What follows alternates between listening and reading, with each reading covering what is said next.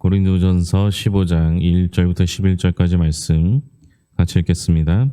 형제들아, 내가 너희에게 전한 복음을 너희에게 알게 하노니 이는 너희가 받은 것이요 또 그 가운데 선 것이라. 너희가 만일 내가 전한 그 말을 굳게 지키고 헛되이 믿지 아니하였으면 그로 말미암아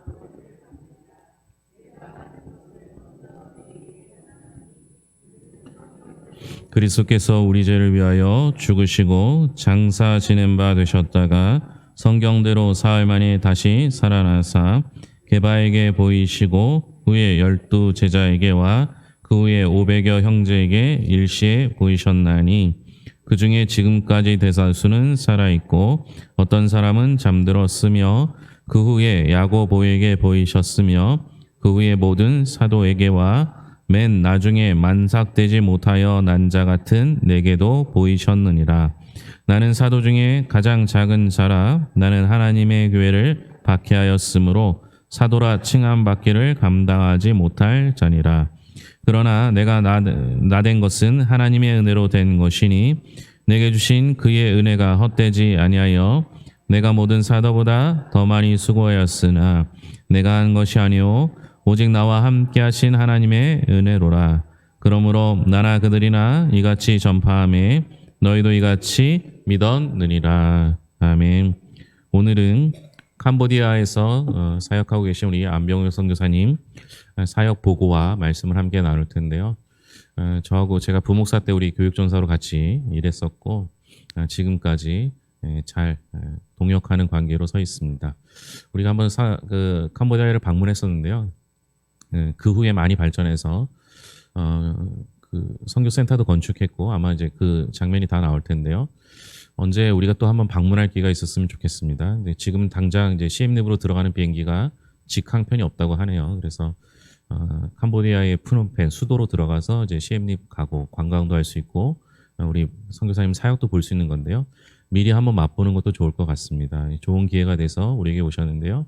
우리 선교사님 나오실 때 박수로 한번 맞이하겠습니다.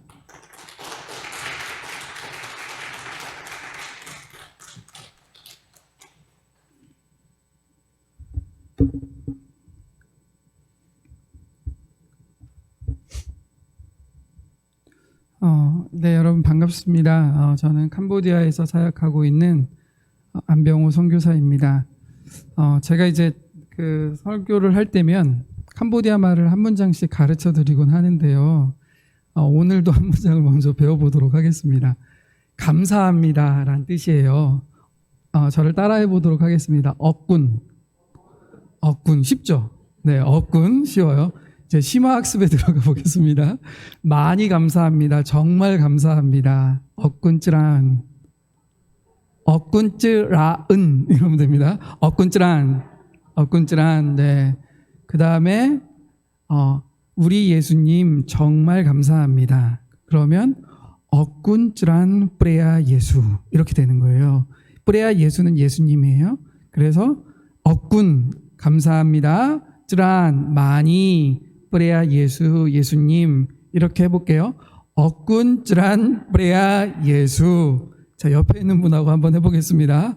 억군 쯔란 프레아 예수님 많이 감사합니다. 제가 이번에 이제 한국을 방문했는데요. 이번 방문의 목적이 그 감사를 좀 표현하고 싶다 이런 생각들이 제 안에 있었습니다. 그래서 선교사로 이제 살면서 한국에 오게 될 때면 여러 가지 생각이 드는데 이번에 가면 꼭 이걸 먹어야지 뭐 이런 생각이 들 때도 있고 또 한국 날씨가 너무 추운데 잘 이렇게 견딜 수 있을까 뭐 이런 생각이 들기도 하고 하지만 마음속에 가지고 있는 생각 중에 많은 부분들은 한국에서 만나실 분들 저를 위해 기도해 주시고 또 후원해 주시고 마음을 모아 주시는 여러 믿음의 동역자들입니다. 그래서 도착해서 제가 이런 생각을 하는 거예요. 그분들의 감사를 표현하고 싶은데 제가 줄 수 있는 게 별로 없는 거예요. 가면 맨날 뭘 받지 주지는 못하잖아요. 제가 이제 선교훈련 받을 때 저희 선교 그 담당 하시던 이제 교관이죠. 오래된 이제 시니어 선교사님들이 이렇게 말씀하셨어요. 여러분들은 이제 더 이상 벌어먹는 사람이 아닙니다. 빌어먹을 사람입니다. 뭐 이렇게 표현을 하셨는데 그런 것도 좀 그 마음에 남고 그러면서 무엇을 줄 수 있을까 이런 고민이 제 안에 들었습니다. 감사를 표현하고 싶은데 그러면서 어떻게 기도를 하게 되냐면 하나님 제가 경제적으로나 물질적으로나 줄 수는 없는데 말씀을 나누는 시간에 영적인 자원들이 그래도 좀 흘러갈 수 있었으면 좋겠습니다. 선교 현장에서 내가 만난 하나님, 선교 현장에서 제가 경험한 하나님, 그리고 그 선교 현장을 위해 기도하고 마음을 모아준 성도님들과 함께 연합하고 유대하는 그런 시간이 되길 바라면서 이 시간 이 자리 앞에 섭니다. 고린도전서 15장은 굉장히 유명한 말씀인데요. 부활에 관한 말씀입니다. 그래서 전체 15장 전체가 부활에 대해 쭉 써져 있어요. 그래서 오늘 말씀에 보면 이제 1절부터 11절까지 부활에 관한 이 말씀은 마치 그 서론에 대한 말씀이에요. 그래서 1절 보면 바울이 막 복음에 대해서 얘기해요. 그리고 3절과 4절에 보면 복음이 무엇인지에 대해 설명하는데요. 우리 함께 3절과 4절 같이 읽어볼까요? 함께 같이 말씀을 읽어보겠습니다. 시작. 받은 것을 먼저 너희에게 전하였노니 이는 성경대로 그리스도께서 우리 죄를 위하여 죽으시고 장사 지낸 바 되었다가 성경대로 사흘 만에 다시 살아나사. 그러니까 복음에 대해서 이제 바울이 설명을 하는데 내가 받은 복음, 내가 전하는 복음에 대해서 설명하는데 두 가지를 설명합니다.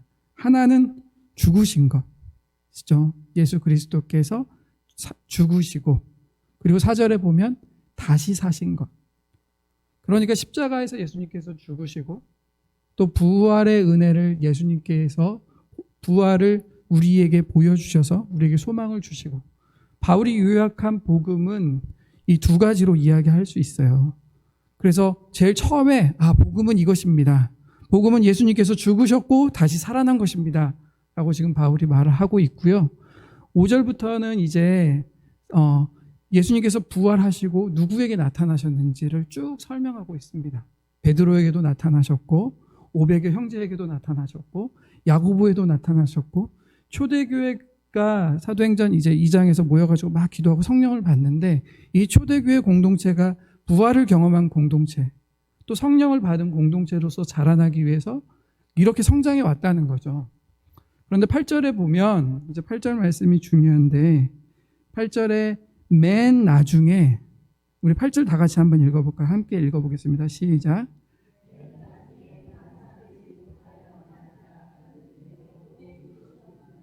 지금 사도 바울은 부활의 경험 이게 너무 중요한데 예루살렘 교회가 커가고 지금 고린도 교회 안에 많은 문제가 있는데 바울이 지금 부활에 대해 이야기하고 싶고 부활을 경험한 사람들에 대해 한 명 한 명씩 쭉 이야기하고 있는데 마지막에 만삭되어 나지 못한 나 같은 자에게도 예수님께서 보이셨다는 거예요. 여러분들 너무너무 잘 아시겠지만 이제 사도 바울이 다메섹 도상에 가다가 예수님을 만나게 되고 그로부터 그의 삶이 완전히 바뀌잖아요.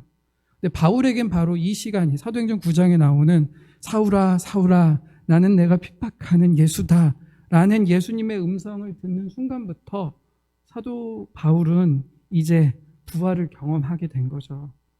그래서 사도 바울은 어떻게 표현하냐면 9절에 나는 사도 중에 가장 작은 자고 나는 하나님의 교회를 박해하였고 사도라 칭함을 받지 못할 사람이다라고 말합니다. 왜 사도 바울은 지금 복음에 대해서 얘기하고 사도 바울에 대해서 자신에 대해서 이야기하는 걸까요? 지금 15장 전체의 주제가 뭐죠? 부활입니다. 부활. 그런데 서론에 사도 바울은 복음에 대해서 이야기하고 9절까지는 내가 어떤 사람이었는지 이렇게 죄 많고 연약하고 부족한 나도 그 부활을 경험했다라고 이야기하고 이제 10절에 보면 하나님의 은혜에 대해서 말하죠. 10절에 보면 나의 나 된 것은 하나님의 은혜로 된 것이다. 사도 바울이 이렇게 이야기하며 자기의 믿음의 고백을 계속하고 있습니다. 여러분 제가 여러분에게 지금 왜 이 자리에 서 있습니까? 여러분에게 무언가를 메시지를 전달하기 위해 이 자리에 서 있죠. 그렇죠. 근데 제가 메시지를 전달하기 위해 서 있고 메시지를 전달하기 위해 저는 여러 가지 준비들을 합니다.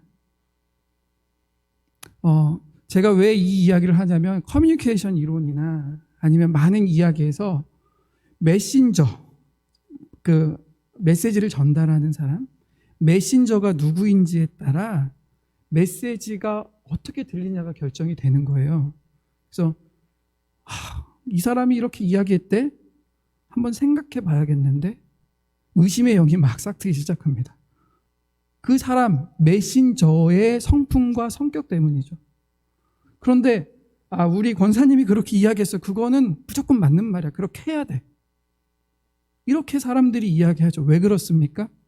그 메신저가 가진 삶의 그 자취와 삶의 흔적 때문입니다.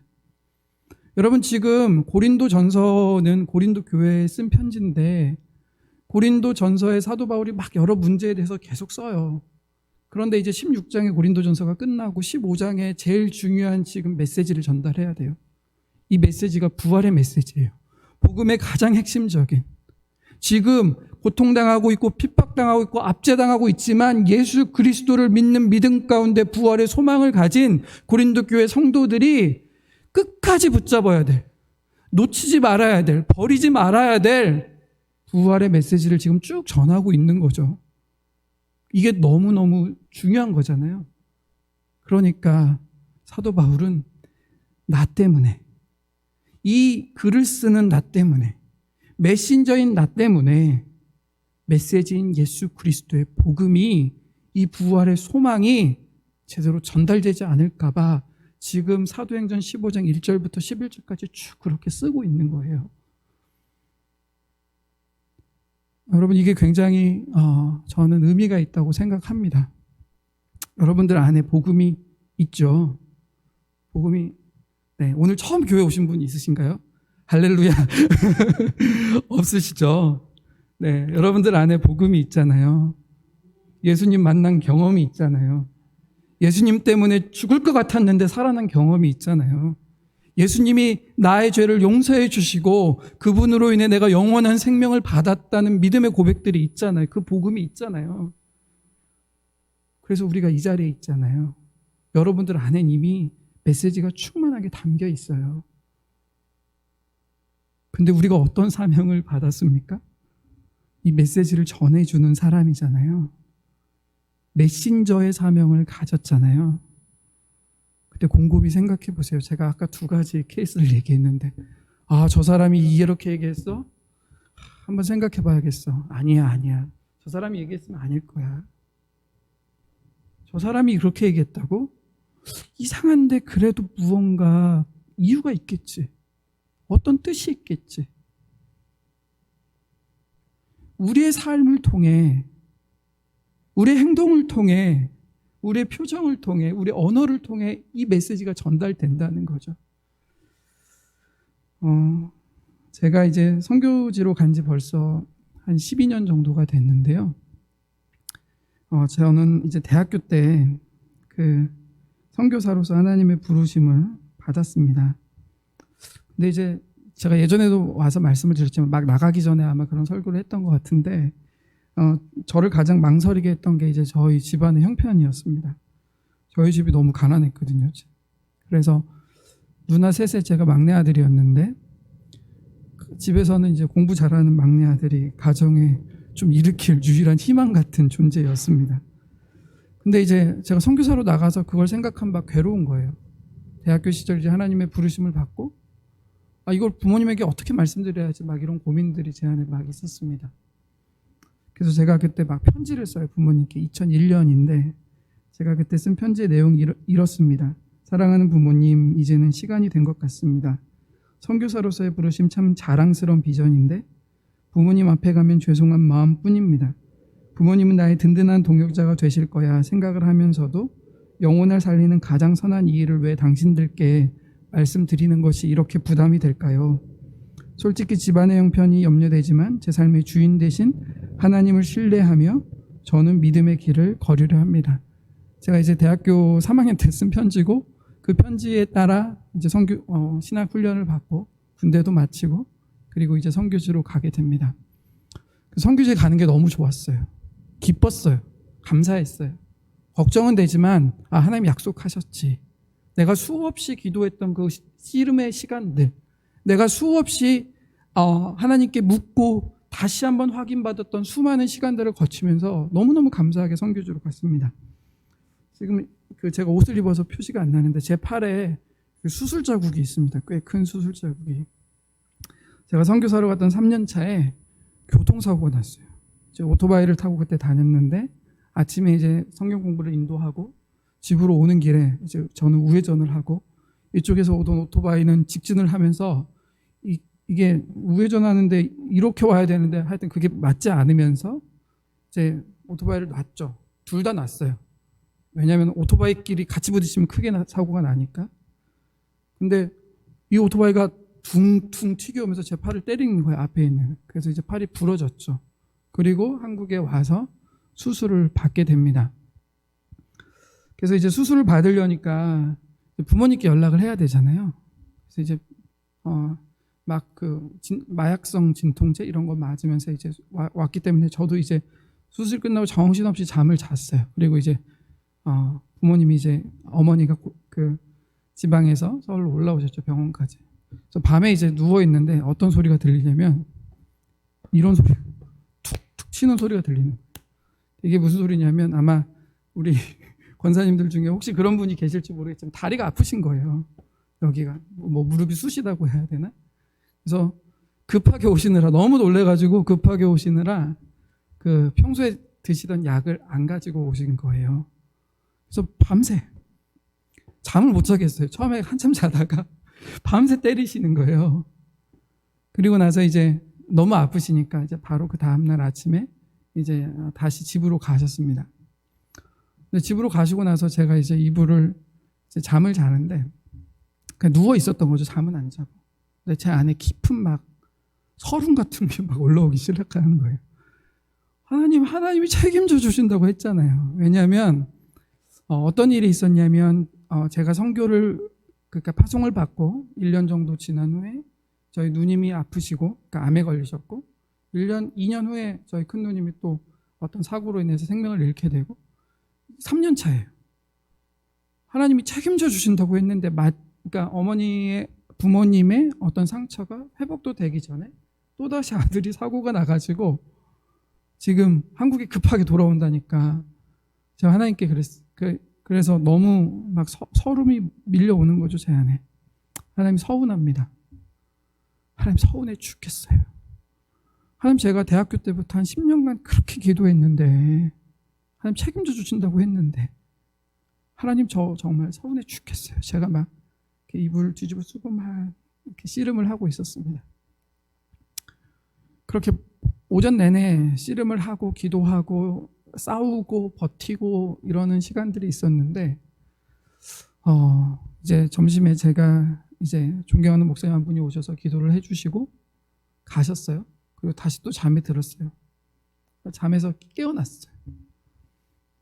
근데 여러분 제 마음이 어떻게 바뀐지 아십니까? 그 서운함이 없는 거예요. 이제 다시 캄보디아 가야 될 것 같고 다시 캄보디아 가서 캄보디아 사람들하고 예배 드리는 것들이 기대가 되고 그 사람들과 함께 아무것도 없지만 그곳에서 하나님 찬양하고 복음 전하는 것에 대한 기대가 제 마음에 생기기 시작했고 병원에 있는 2주 동안 제가 너무너무 평안하게 지냈습니다. 제가 왜 이 이야기를 하냐면 우리 모두 이런 경험들이 있잖아요.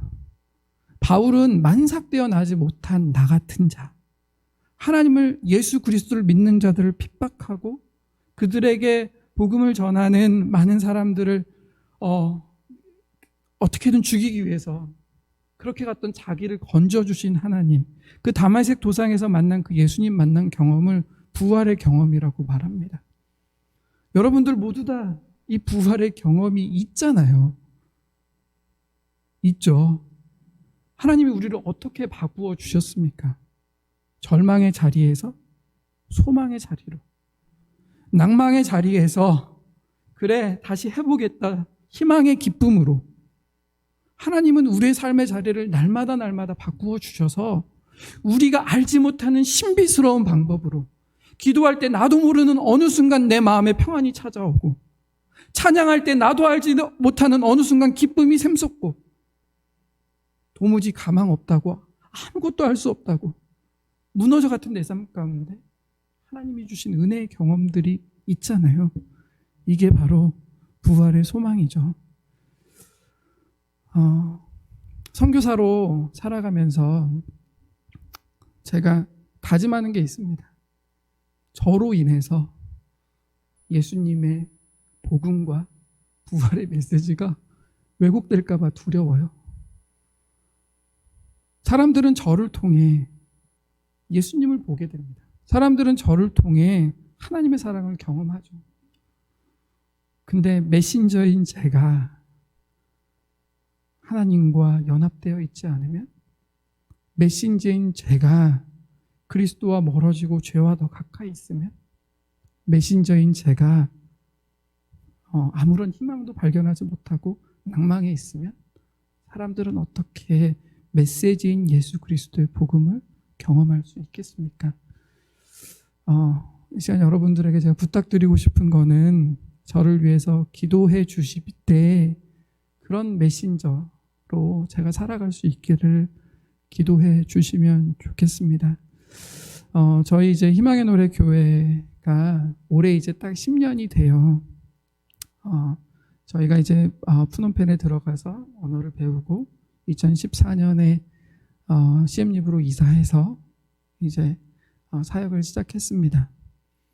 저희가 이제 2021년에 그 건축을 하는데요. 제가 재작년이죠 벌써. 재작년 1월에 와가지고 여러분들에게 이렇게 보고하고, 또 괴산중부교회 성도님들이 많이 기도해 주시고, 또 교회도 건축으로 인해서 힘든 상황 가운데서도 헌금해 주신 마음들에 대해서 늘 감사하고 고맙게 생각하고 있습니다. 건축을 할 때 좀 생각해 보면, 제가 문과적인 학생입니다. 그래서 설비 뭐 이런 것들이 되게 중요하잖아요.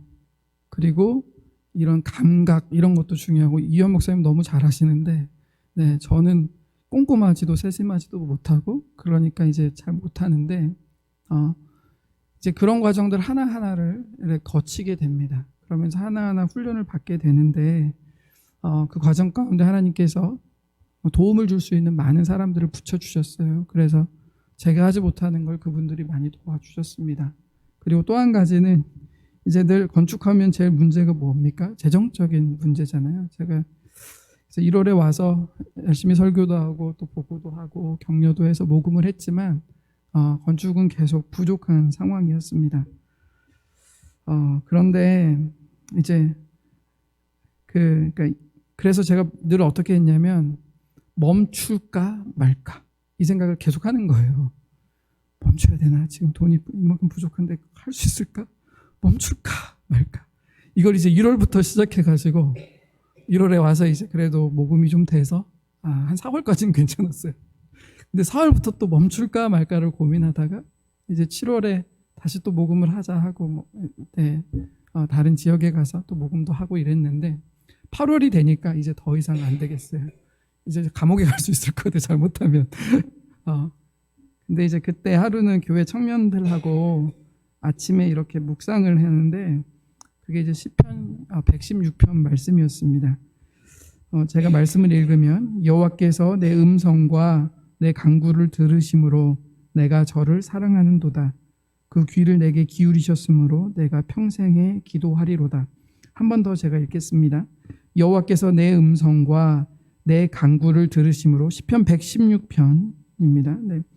내가 저를 사랑하는도다. 그 귀를 내게 기울이셨으므로 내가 평생에 기도하리로다. 이 말씀이 제 안에 들어오면서, 하나님, 이 시간이 제 믿음이 성장할 수 있는 시간이 되면 좋겠습니다. 제가 하나님 믿는다 하는데, 나는 믿음이 괜찮다고 생각했는데 하나도 아닌 것 같은데, 다시 제 믿음이 한 계단 성장할 수 있는 시간이 됐으면 좋겠습니다. 이렇게 이제 아침에 기도를 하고 오는데 제 마음에 어떤 기쁨이 있는 거예요. 그러면서 주님, 제가 평생 기도할 수 있는 은혜를 이 건축의 시간 동안 허락해 주십시오. 그리고 집에 이제 돌아오는데 이제 저희 파송교회 옥상교회에서 이제 우리가 더 헌금을 하겠다고 메시지가 왔고 그 일이 다른 여러 동역자들을 격려하게 되면서 건축이 마무리되었습니다. 사람들은 부활이 뭐 3일 만에 진짜 살아난 거야? 막 과학적인 증거 이런 것들 이야기하는데요. 그런 것 말고 이런 삶의 경험들을 통해 우리는 예수님의 부활의 능력, 부활의 체험, 부활의 소망을 가지게 됩니다. 그래서 여러분들에게 오늘 제가 도전하고 싶은 게 있습니다. 여러분들은 이미 그리스도의 메신저이고 여러분 안에는 복음이란 메시지가 담겨 있습니다. 그래서 우리 권사님은 저렇게 평생 기도하며 사셨지. 우리 장로님은 저렇게 늘 겸손하셨지. 우리 집사님은 저렇게 교회를 섬기시고 계시는구나. 여러분의 말과 행동을 통해 풍성한 예수 그리스도의 복음이 정말 십자가의 사랑과 부활의 소망이 필요한 이 지역 가운데 선포되길 소망합니다. 네, 여러분 제가 이제 앞서 말한 것처럼 감사를 표현하러 왔는데요. 네, 억군질한 브레아 예수. 네, 이 세 가지 말을 꼭 드리고 싶습니다. 제가 하나님으로부터 받았던 CM립의 공적 선교 인프라라는 비전에 여러분들이 함께 기도하고 마음을 모아 주셨기 때문입니다. 이 시간에 저희가 이제 사역하는 비디오가 있어요. 여러분들 한번 보시고 하나님께서 이렇게 도우셨고 인도해 주셨구나 이렇게 보시고 격려해 주시면 좋을 것 같습니다. 함께 보고요. 제가 기도하고 말씀 마치도록 하겠습니다.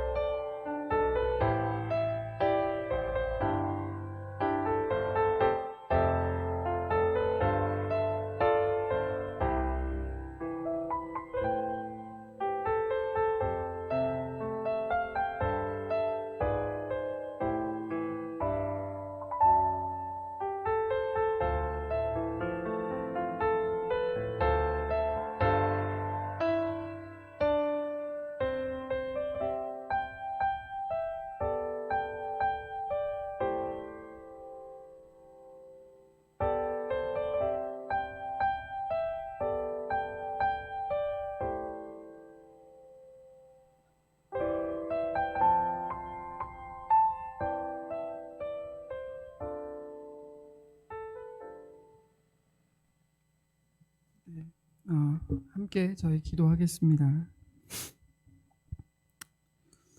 하나님, 우리가 연약합니다. 우리가 할 수 있는 것이 아무것도 없는 것 같은 순간이 삶에 찾아옵니다. 하나님, 서운해 죽겠어요 라고 말하고 싶은 때가 있습니다. 만삭되어 나지 못한 자, 도무지 생명을 맺을 수 없는 연약한 우리에게도 주님 찾아와 주셔서 그리스도의 복음을 전할 사명을 맡겨 주셨습니다. 이 사명이 비단 선교사로 살아가는 저뿐만 아니라 사랑하는 괴산 중북교회 성도님들 한 분 한 분에게도 동일하게 이 시간 주님 말씀하고 계십니다. 어떤 메시지를 담고 있느냐, 그 메시지를 어떻게 전달하겠느냐, 이 지역사회에 어떻게 그 복음의 능력을, 구원의 그 소망을, 영원한 생명에 대한 약속을 선포하겠느냐. 하나님, 이 시간 함께 예배드리는 우리 모두가 주님 앞에 복음의 앞에 서 있는 그리스도의 사랑으로 충만한 진정한 복음의 메신저로 살아갈 수 있도록 주님 인도하여 주시옵소서. 감사합니다. 주님, 괴산 중부교회를 통해 하나님 역사하시는 많은 일들에 찬양합니다. 하나님, 더욱더 귀하게 쓰임받을 수 있도록 도와주시고 괴산 중부교회 성도님들 한 분 한 분의 삶 가운데 주님 동행하여 주시옵소서. 감사드립니다. 주님, 예수님 이름으로 기도드립니다. 아멘.